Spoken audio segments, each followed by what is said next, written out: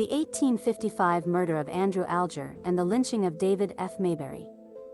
Widely considered Rock County's first murder. The unfortunate victim, Andrew Alger, was a lumberman from Johnson Creek. For years he carried on the business of rafting lumber down the Rock River, and he had made many friends in all the small towns along its banks. In early June of 1855 he piloted a raft of lumber down to Beloit where he sold it, receiving payment in a new horse and buggy along with $600 in cash. Also visiting Beloit at this time was a 31-year-old Tennessee native named David F. Mayberry. 10 years earlier, Mayberry, along with his wife and parents, joined the Mormons and were living in Nauvoo, Illinois at the time of Joseph Smith's assassination on June 27, 1844. Shortly after Smith's death, Mayberry joined a roaming gang of horse thieves. He was soon arrested and sentenced to 8 years in an Alton, Illinois prison. Because of his absence, his family presumed him dead. Eventually his wife remarried and they all followed Brigham Young to the Great Salt Lake as the LDS Church. Upon his release, Mayberry moved to Rockford, Illinois and found work as a cooper, a skill he mastered while in prison. On June 16, 1855, while in Beloit, Mayberry happened to overhear that Mr. Alger was flushed with cash from his lumber sale. He made a plan to kill and rob him.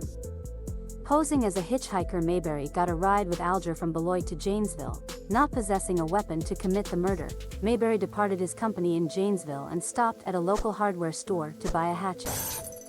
Mayberry then made his way north of town, waiting at the intersection of Milton Avenue and Glen Street for Alger to pass by. Already acquainted and not suspecting any evil intention from Mayberry, Alger readily accepted his company as they continued their journey north. Just past the Spalding farm, 3 miles south of Milton, they entered a dense forest called the Spalding Woods.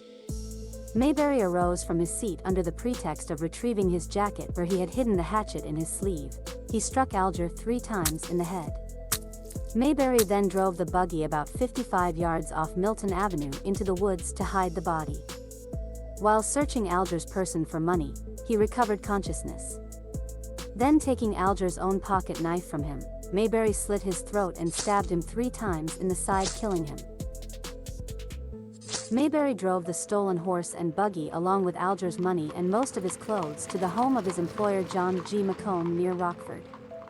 McComb's son had also served prison time with Mayberry. Work at his father's cooperage is what brought the men to Rockford. That evening, Mayberry drunkenly bragged to them both about the murder he had just committed, including showing them the goods he had stolen from his victim. John notified law enforcement as soon as he got the opportunity, relaying the entire story as Mayberry had told it. With this information, authorities immediately discovered Alger's body. Mayberry was arrested and extradited to Wisconsin to stand trial. The lynching. The trial began July 10th, with the prosecution bringing a parade of witnesses, all with convincingly damning testimony. Mayberry's attorney put up little defense and the jury quickly returned a guilty verdict. When the court convened the next day for sentencing, talk of lynching was already circulating. The courthouse hill was alive with well over 1,000 citizens from all over the county chanting, "Hang him, hang him." Judge Doolittle passed down the maximum sentence that he could impose, life imprisonment. In addition to law enforcement available, the judge also deputized 30 citizens to help protect Mayberry from the gathering mob. Despite these efforts, while Mayberry was being transported to the jail, the officers were overpowered and he was seized by the angry mob. A noose was thrown over his head and he was then dragged from Court Street through the courthouse park to a grove of trees near the intersection of Bluff Street, now South Parker Avenue, and St. Lawrence Avenue. The rope was thrown over a branch and Mayberry was hoisted up by the crowd.